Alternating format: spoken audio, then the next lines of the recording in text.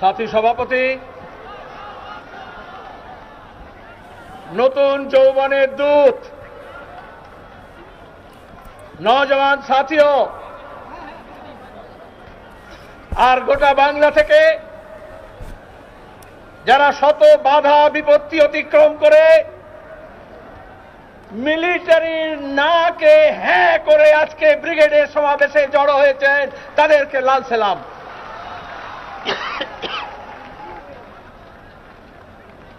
50 দিন ধরে পথ হেঁটেছে। এই পদযাত্রীদের আপনাদের সবার তরফ থেকে অভিনন্দন জানাচ্ছি।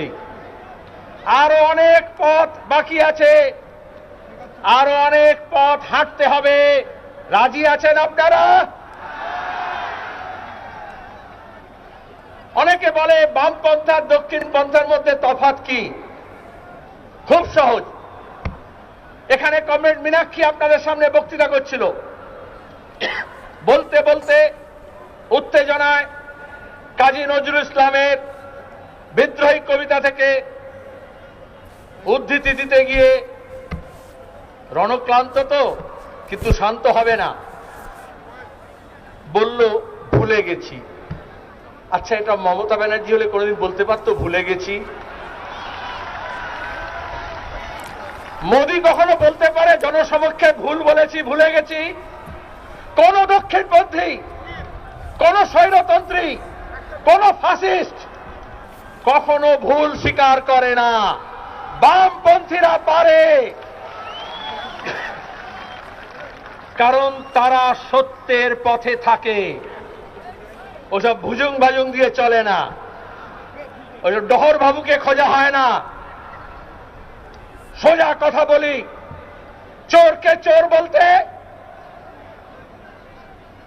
গুন্ডাকে গুন্ডা বলতে, সাম্প্রদায়িককে সাম্প্রদায়িক বলতে, দুর্নীতিবাজকে দুর্নীতিবাজ বলতে, ভাওতাবাজকে ভাওতাবাজ বলতে বামপন্থা কখনো ভয় পায়নি, কখনো ভয় পাবে না। আর এখানে যারা জড়ো হয়েছেন তারা ভয়কে জয় করে এসছেন। একবার যদি ভয়কে জয় করা যায়, রবীন্দ্রনাথের ভাষায়, যাকে আপনি ভয় করছেন সে আপনার চেয়েও বেশি ভীরু, পথ কুকুরের মতো লেজ গুটিয়ে পালাবে। এই যে ইনসাফ যাত্রা যেদিন শুরু হয়েছিল তার আগের দিন কোচবিহারে যুব কর্মীদের উপর আক্রমণ হয়েছিল, কিন্তু অন্যায়ের বিরুদ্ধে ন্যায় প্রতিষ্ঠার জন্য, ইনসাফের জন্য, হকের জন্য, অধিকারের জন্য যারা লড়াই করেছে, আসলে হক চাইতে হলে ধক লাগে। ডিওয়াইএফআই পশ্চিমবঙ্গ রাজ্য কমিটি সেই ধক দেখিয়েছে। আর তবেই শ্রমিক, কৃষক, মেহনতি মানুষ, ছাত্র, মহিলা, কর্মচারী, পেনশন যারা প্রাপক, গৃহবধূ, এমনকি কিশোর কিশোরী শিশুরাও এগিয়ে এসছে, স্বাগত জানিয়েছে। কেন?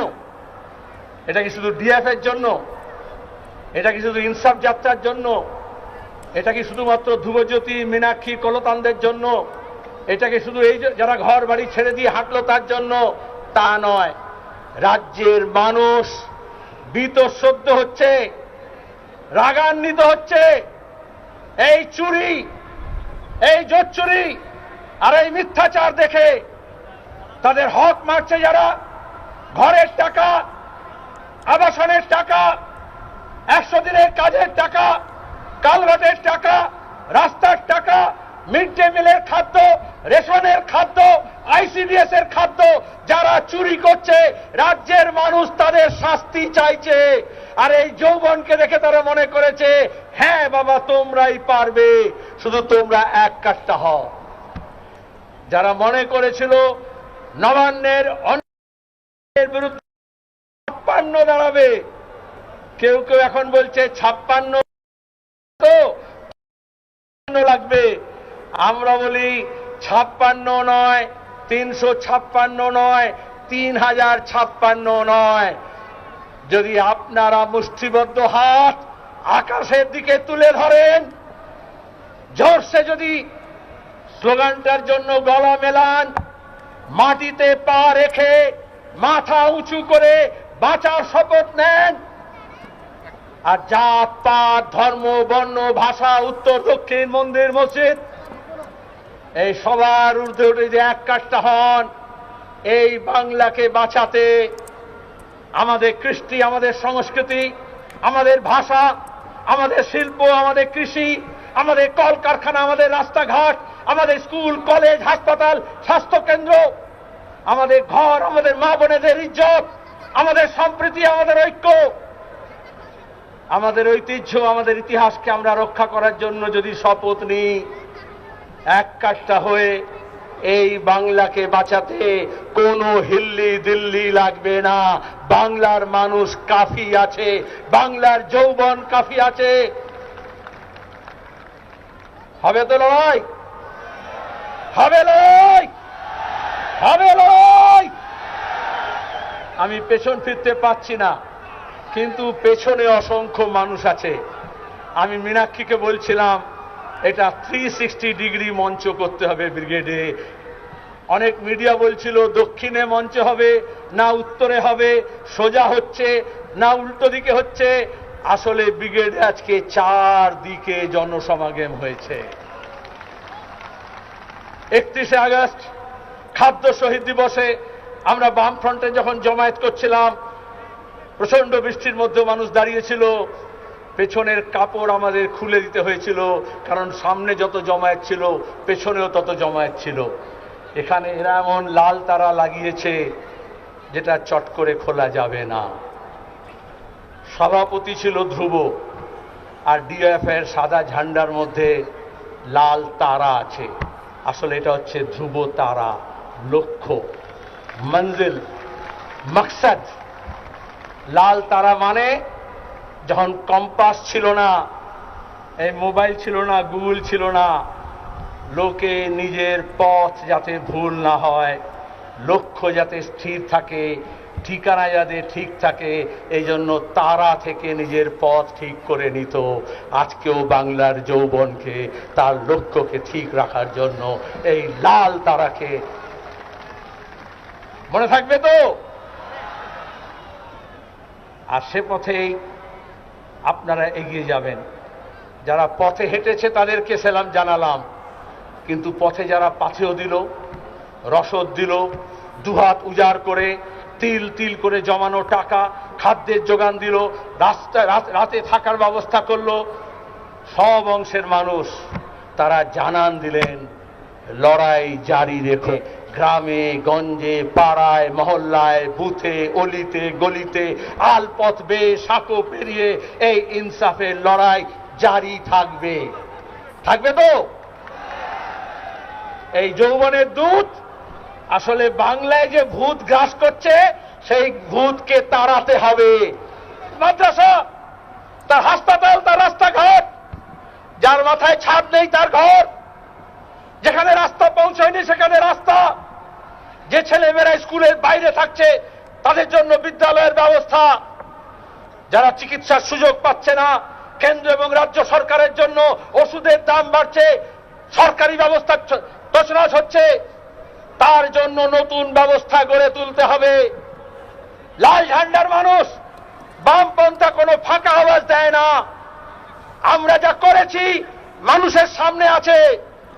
ওই নীল সাদা রং করে আসলে ওরা আমাদের স্মৃতিকে ভুলিয়ে দিতে চেয়েছিল, গুলিয়ে দিতে চেয়েছিল।